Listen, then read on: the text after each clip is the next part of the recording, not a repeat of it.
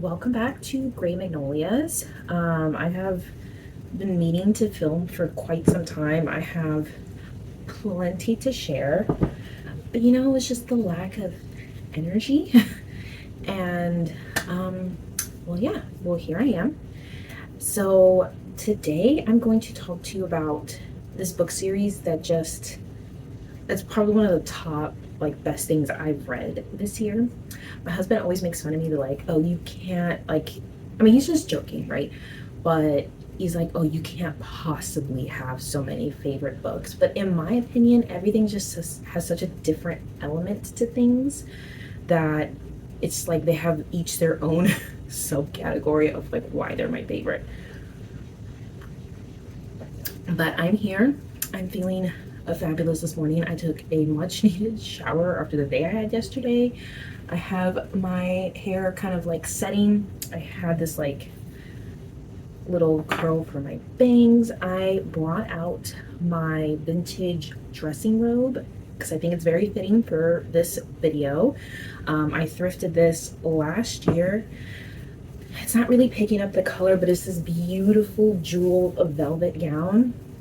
It's floor length. It has these silky details. It is exquisite. I'm even wearing my one of my fancy wedding rings that my husband got me for Christmas last year. I am setting the stage because we are going back in time and we are talking about this series. If I'm looking down, I am on my laptop, so I say everything correctly or present everything correctly. As I speak about each book, I will be putting a picture here like I do. And if you enjoy my videos, I really would appreciate you like and subscribe and comment down below anything that you're reading, or if you read this book, yourself and your thoughts on it. So I've mentioned in a previous video, I was at work doing my thing, looking at my books, not my books, but books.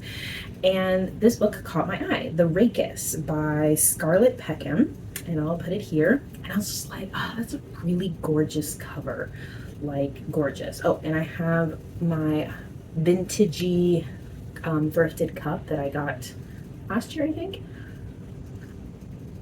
And since we're going to England, I have we are actually going to England, but the books, right?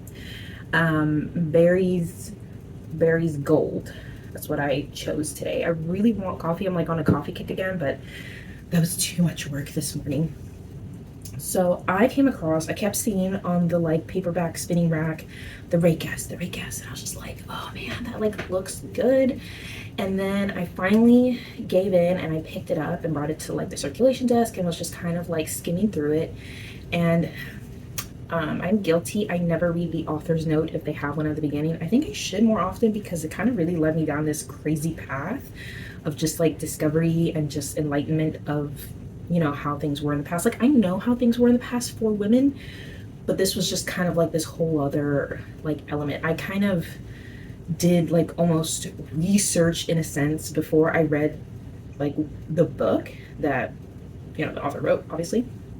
So at the beginning of The Rakess, the author talks about what inspired her to write this kind of reverse role historical romance. If you're an avid historical romance reader, kind of one of the biggest trope is he's a rake and he's a womanizer. He's always about, and then that one debutante kind of just settles him down from his wild oat sewing and all this stuff, and he's just obsessed, enamored, all kinds of stuff. Right? And the connotation is always oh yeah, he's just like that. I mean, maybe the mothers are hiding their daughters, but he's still well respected, even though he's just blinking around everywhere. Mistresses left and right and all this stuff. It's not shame on you. So she was very intrigued by that, and she came across the book that inspired her to write this whole series and this first female main character of the Society of Sirens was the book Romantic Outlaws, which I'll put a picture here. It follows the extraordinary lives of Mary Wollstonecraft and her daughter Mary Shelley, who wrote Frankenstein. And Mary Mary Woolcroft is known as like a huge feminist movement connoisseur, like one of like the first to be so outspoken and have things published, like the vindication of women's rights and the vindication of men's rights, all kinds of stuff about kind of like dismantling how society was back then, how unfair women had it. Like once they're married, like they didn't own diddly squat. They didn't own their children, which I know that's kind of crazy, like owning your children, but like there's no grounds for divorce. They couldn't have money. They couldn't make money. And if you were like, before you were wed, you, like, you could only do little odd end jobs as a governess or as a teacher, and yeah, paid shit pretty much back in the time. And this was also during like the French Revolution and everything was just drastically changing in history, which I learned a lot about. I did not finish this book. I do plan to finish this. This is like one of the first nonfictions I might have ever read in my life by choice. But The Romantic Outlaws is written by Charlotte Gordon, and she does such a good job. I got like 50-ish%, maybe 40% way through like the audio, which is really well done. And it's just each chapter toggles between Mary Woolcroft's life and Mary Shelley's life. Mary Woolcroft died 10 days after childbirth from malpractice, pretty much, of, you know, the cleanliness wasn't up, you know, they didn't know about it back in the day. So the doctor touched her, she was bleeding, and she just got an infection, and 10 days later she died. And then Mary Shelley always looked up to her mother and tried to live up to her mother's standards, her mother's beliefs, and kind of like this, like something that was not, you know, part like of what it was like back then. Sorry if I'm not articulate at all, but it's really well written. It almost reads like fiction, and I am an avid fiction. Excuse my like horrible tan line. I can't stand it. I love being tan. I love my skin complexion, but I will get a tan line out of anything that I wear in like a day. It just drives me nuts. And since this is my driving arm, because you know, it's just, I'm like literally two different shades on half my body. Okay, that is not the point. So it's really beautifully written, talking about, you know, growing up for Mary Woolcroft, the toxic, abusive household she lived in, and the responsibilities that fell on her, while like her mother was getting beaten by her drunk father, and her brother like got into things and just kind of like abandoned, and she was just like left in charge of her younger sisters, and just kind of how she just slowly started like, you know, getting angry. There's a lot of feminist rage. I love that. There's a lot of that right now. I think it was really more impactful to read this now with everything that's going on in the world. So I cannot recommend it enough. And it toggles to, you know, Mary's life, Mary Shelley's life, and how the life, you know, she lived, in the terrible relationship she had with her stepmother when her father finally moved on, and the choices she made, and just kind of like everything that she went through, as pretty much like she ran away with Shelley, who was a poet at the time. Forget his first name, honestly. He's a piece of shit, let me say.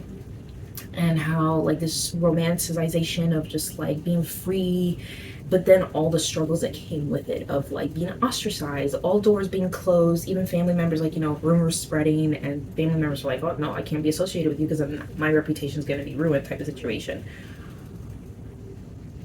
And then it toggles back to Mary Woolcroft's, like, you know, everything. She tried to start a school to help and educate women that like your only option is not to marry. You can advocate for yourself. Like, this is not right in a marriage if you do get married, and like such a lot of innovative things that were just like never spoken about, because back then it's just like you kept yourself quiet, you obeyed and respected your husband, and just took it no matter what it was, you know, because divorce, forget about it. Who was that?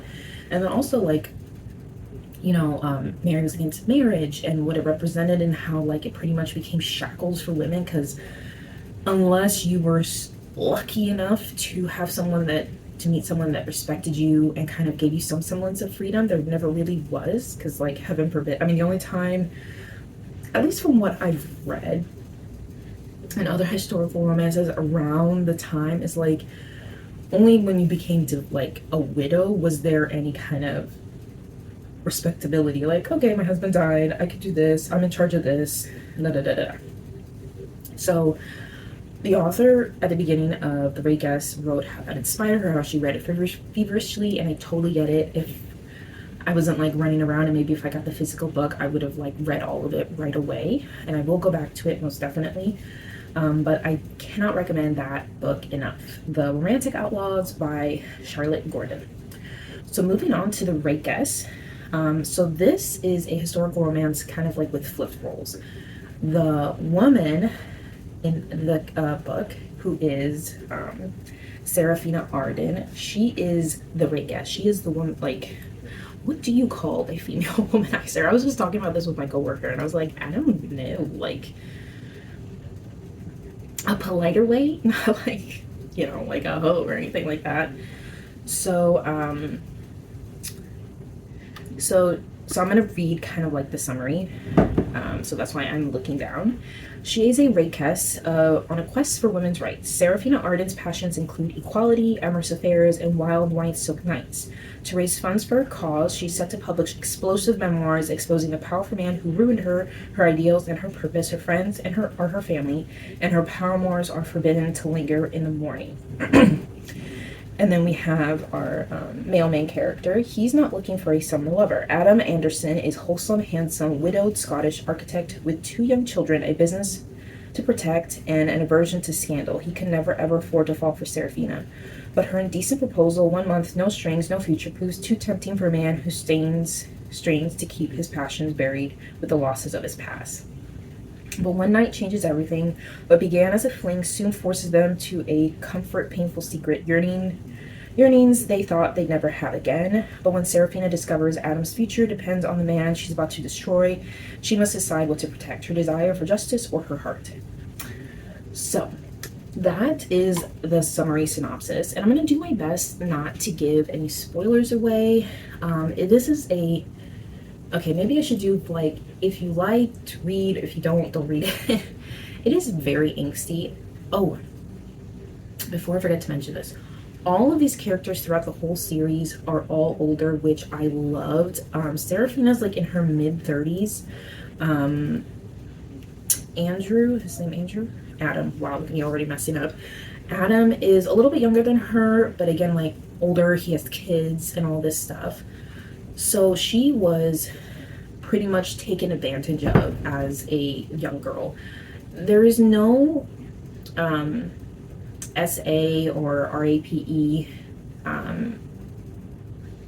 for her, if I remember correctly, but a trigger warning that actually triggered me since I went through that was child loss.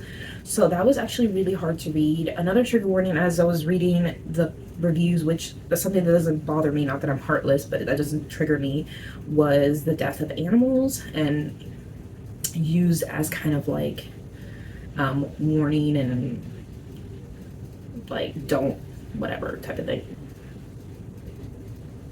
Warning, what am I saying? Like, how do I explain this?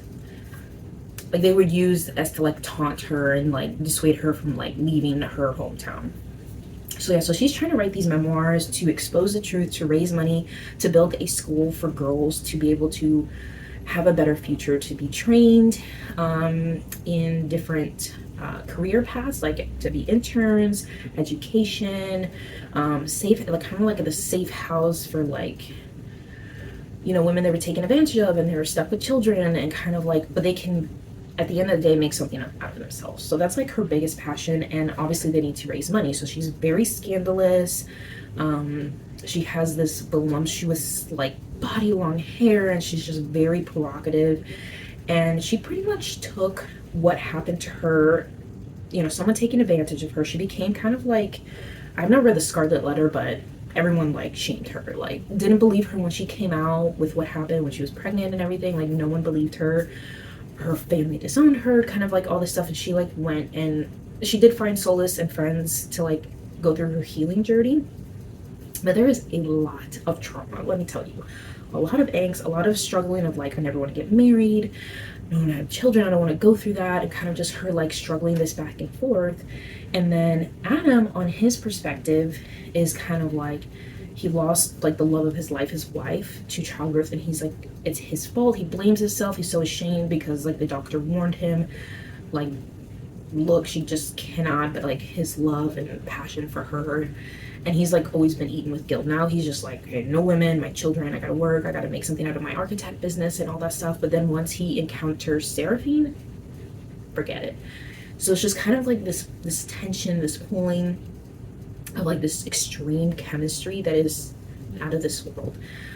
So yeah, there's a lot of angst. I'm actually honestly really surprised like how low the ratings are, but then again, like I think a 3.8 is like solid, like it's good, but maybe it's not for you depending on like the harsh topics that are talked about, because it is so different than any other historical romance that I've read, in the sense of like what they're trying to portray and like putting themselves in that time frame during that time of history where things were changing for women and people who were speaking out.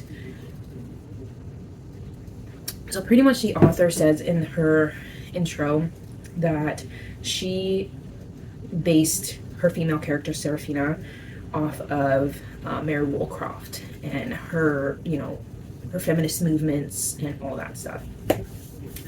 So it is amazing. Again, very, very angsty, will they, won't they, kind of like, you know, she's starting to like have these feelings and her inner thoughts of like, no, like, stop, you're just gonna get hurt, that's not necessary.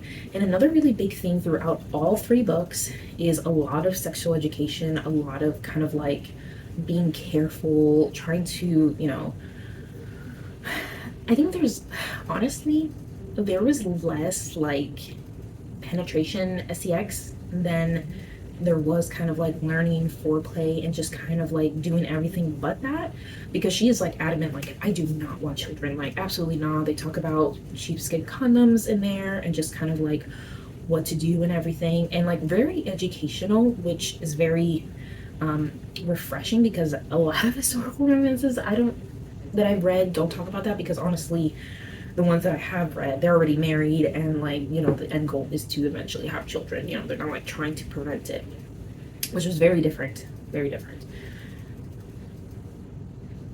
So and like these are two broken people that had still a lot to deal with and like fix before they could accept and be with each other on their own terms, that like maybe didn't involve getting married, having kids, not having kids and stuff like that. I'm not going to spoil anything else, but like I cannot recommend enough. And the steam, chapter 24, wow, so different. Let me tell you. Okay, so after, hold on, I'm like trying to, there we go, that's what I need to click. So book 2 is the Portrait of a Duchess. I'm gonna put it here, the picture, and this follows, so there's 3 girls, like they're best friends and they're all part of this like society of sirens, and one of them, so this, the next one follows the storyline of Cornelia Ludgate, and she is an activist painter of radicals and harlots. Cornelia Ludgate dismisses love and marriage as threats to freedom, but when an inheritance gives her a chance to fund the cause of women's rights on condition she must wed, she's forced to reveal a secret: she's already married to a man she hasn't seen for 20 years. Oh, and her husband is a duke, a horse breeder with a clandestine taste for revolution. Rafe Goodwood never expected to become a duke, but now the title is his. He's plotting to shock the ruling class with ambitions of reform and reveal the infamous Cornelia as his duchess. That just presents one problem: he must not fall in love with her again. Although determined not to sacrifice her principles or passions, Cornelia is drawn to the man who, very beneath, threatens her independence, hurts too many times. Rafe can't risk love again, especially with the woman who shattered his heart, but a conspiracy to upend the inequalities of aristocracy bring Cornelia and Rafe closer, forcing them to finally decide what and who they hold dear. Excuse my lack of fluidity. So Cornelia, as you can see from the cover, she is a black woman of society, which, I mean, in the book, she is technically mixed. Her mother was from the Caribbean, and her father was like the nephew of the Duke, and they had gone over, you know, they're against the sugar plantation issues that are going on at that time and all that stuff, and he had met her and brought her back to England, and they fell in love, and they were just kind of like, you know, so she's dealing with a lot of, you know, she's like hidden her, she ran away because it was like, okay, you have to get married, because she was scandalized by her, or ruined by her art teacher. And she's like, oh hell no, I am not getting married. So she makes a deal with Rafe, who is in relation to this Duke line. That's why he became Duke, because like they all died. Spoiler alert, not really. But she's like, okay, you have to marry me, and then I'm gonna get out of here, and I'm gonna go live my life, go to Florence. And he's like, agrees. But in that journey, they kind of like, you know, well, he gets feelings. He is catching feelings left and right. Like, he has this open heart, and like, pretty much you're nice to him, he will fall in love with you. So that might be a little annoying. This wasn't my favorite book out of the three, but it was still a good time. It was, you know, kind of her not trusting him, and like, you know, her communicating like, hey, I don't like this, don't do this. And they're playing the charade of like, you know, marriage of convenience, acting like Duke and Duchess. I just spilled tea on me. Hold on a second. What am I doing? Oh, just okay. So it is, you know, a lot of angst. Again, these books are very angsty. What is this one rated compared to the other one? This one's rated a little lower. I would give this one a solid 4, you know, because it was, you know, very interesting of everything she went through, and like her making the decision to like, okay, I'm gonna be Duchess, and I'm gonna say a big F you to these aristocrats for kind of like shunning me because of the color of my skin and my background and all this stuff. So that was really empowering. And this one has to do with a big theme of, how is their relationship gonna look like? Because she does not want to settle down. They both have had partners. Oh, and she is the oldest of the three. She's like almost 40, which I know that's like not that old, but if you read a lot of historical romance, they tend to be young. So this was kind of like, you know, and he's like, well, so when they met, she was 18, he was 38, 28.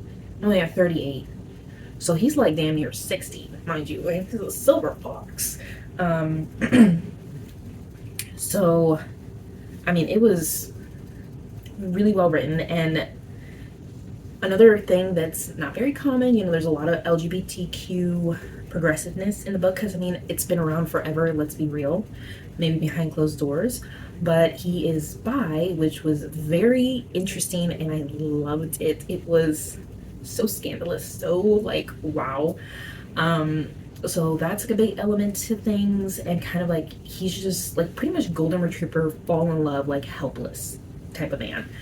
And just kind of like their ins and outs of all that. I can't think of any trigger warnings to say about this one, to be like warned personally. But again, you know, if you need to like look it up, these books are so good. I like ate this up, okay? And I did not care for the narrator of this book. I just felt like she did kind of a little too much, in my opinion. But oh, she wrote that. I have to check that out.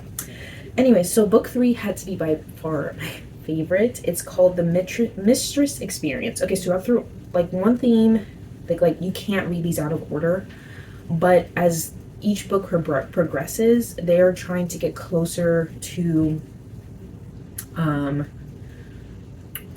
building this school for girls, right? So with book 2, they were trying to raise funds by Cornelia selling some very scandalous paintings that she did to help raise funds to kind of like break ground and everything. And now with book 3, of the 3 women, this is, what's her name? Thais Magdalene's story. And she's like the harlot of the group. She was an orphan, she got taken in by a mistress, and she kind of just pretty much went into the courtesan life, not by choice. I can't say I mean, she was very young, so yes, RAPE, not on page, but like she's, as soon as like she developed, because she's very voluptuous, and all that stuff, she became like the top of her profession. And she pretty much like worked her way through with, for working for people to working alone, and like she only sees one man a week, one day a week at her choosing, which is very empowering for women in that time, because you know they kind of just got what they could. I mean, I think in history there is famous courtesans that were very wealthy in their own right and even respected despite like what people thought at the time. This is quite a long video. So we have ties. She's a legend, the nation's most notorious courtesan. She sells herself once a week for one night only, and never to be with the same patron twice. Until now, to raise money for the cause of women's rights, she's auctioned herself off for 1 month as mistress to the highest bidder. But the winner is not who he seems. Lord Alistair Eden is an earl, a radical politician, and the perfectionist in all things, except one. His confidence bellies an unexpected... That does not sound right. He doesn't know how to please a woman in bed. He's determined to change that before he married, and who could be better than the most skilled lover in the country to teach him? And the love is never for sale.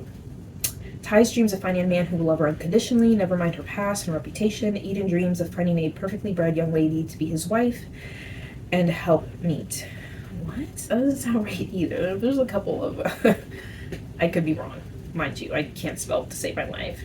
But when a steamy month in the countryside breeds a connection both in and out of the bedchamber, the two of them must decide how much can be sacrificed for love, one's dreams, and one's reputation. This book was like... I was kicking my feet, screaming, and just kind of like the banter, the angst, the kind of like he is embarrassed by anything and everything. She's just like this scandalous, wild, you know, cursing and like opening the door, and she's like in her birthday suit, she's like, I sleep like how I was born, and he's just like mortified. This was so good. So pretty much our man Alistair cannot last long enough, and he needs help, right? But he is very like to the T, right? He's very punctual, he's very organized and like proficient, but this man can't cook. He's like a house husband, like the definition of it. I loved their characters. And she's just like cooking, oh god, I could never. And there's this one scene where he's teaching her how to bake, and they're making I got like a honey cake, and it takes like a shit ton of eggs on it, so there's like a lot of eggs, but you have to separate the egg yolks from the egg whites. And she's like, oh, I'm not touching that, that's so slimy. And he's like, oh no, it's fine. So he like helps her, and she like flings the egg yolk away in disgust. And I was like laughing so loud. My son was like, oh mom, that's so funny. And I was like, eggs are so funny. So they're chemistry, you know, and she's like, they spend, you know, he's going about his day, like having to do his things to help run his estate or whatever. And she's just like bored. And then they have all these sweet moments of he cooks for her and they talk, and she's always teasing him. Oh my god. But then when things start getting going, it's like, again, something I've never read before, and like in the elements of like the very steamy parts, because like he's like super nervous, and from a kiss he, you know, in his pants, and it's just like he's mortified, and she's like, it's fine. It was very like, it's almost like a compliment, like relax, you got this. And it's pretty much kind of, I've always loved, I'll take my hair, I've always loved like a teaching moment in the estual element of like historical romance that is just kind of like, yes. Let me tell you. But yes, oh my god, this was so sweet, and kind of just like, she at the end of like the month-long stay, she gets like very sick and just kind of spills her heart out to him. Not of like the feelings of like realizing they have feelings for each other comes like later, like in regards to admitting it to themselves and to each other. And he's just like, wow. And then also, like, she really talks down on herself, and he's like, no, don't worry, like, you just need help, I got you. And it is just so beautiful, beautiful, beautiful. I cannot recommend these books enough. Overall, the whole series I give a 5 out of 5. So different, so enlightening. I feel like the author most definitely did her research. Again, I'm not a historian, and I don't, like, I know a lot, but I don't know enough, you know what I mean? So I just feel like she really did it justice with the characters. Again, there's a lot of angst, which I know people are like, oh, I can't stand it. But all the characters are older. They talk about a lot of things that were just very taboo at the time, but they make it like natural and like relax and this and just like a lot of teaching moments. Of kind of like what it was like at that time to like have relationships, to use protection and stuff. And there's some other spicy elements that I probably can't say on YouTube that were just kind of like, wow. It was beautiful. It was a beautiful book, beautiful love, and I wanted them to be together so bad, but he's like kind of like stupid. Like, it's just like, hello, wake up, wake up. What are you doing? And the groveling and them just kind of like reuniting was just like explosive. It was so good. So yes, I cannot recommend the Society of Sirens enough. Beautiful, passionate, gets you angry, a lot of feminist rage, and kind of like, they finally, this is not really a spoiler. I can't really spoil anything. There's not any like big revelation of anything throughout each book, but it's just kind of like what they finally were able to accomplish, was just really moving, and everyone that played a part. There's also this conflict in the background with another part of their group, but she's like older than them. She's kind of like their wise mother, and like what they're helping her with and stuff like that. So there's those. There's not much to reveal then either. Some shitty villains and all that stuff. But yes, it was beautiful. It was beautiful. I loved it. I loved it. I'm so happy I picked it up, and my journey to get there made it all the better. So I recommend Romantic Outlaws, and yes, I recommend the Society of Sirens. And Scarlet Peckham is a new favorite author of mine. I have her other series saved. So yeah, the Secret of Charlotte Street. I have the audiobook saved on Hoopla.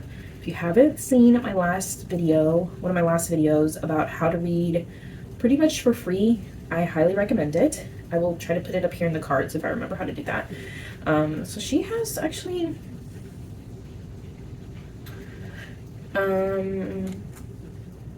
oh, then now she has so actually the Mistress Experience came out 2023, if I'm not mistaken. 2024, last year. There was quite a gap in between because of like COVID and everything, but yes, can't recommend it enough.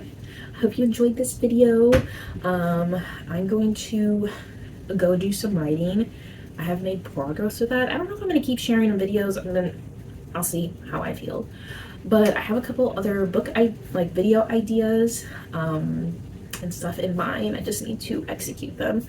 So yeah, I hope you read something amazing, you make something beautiful, and I'll see you in the next one. Bye.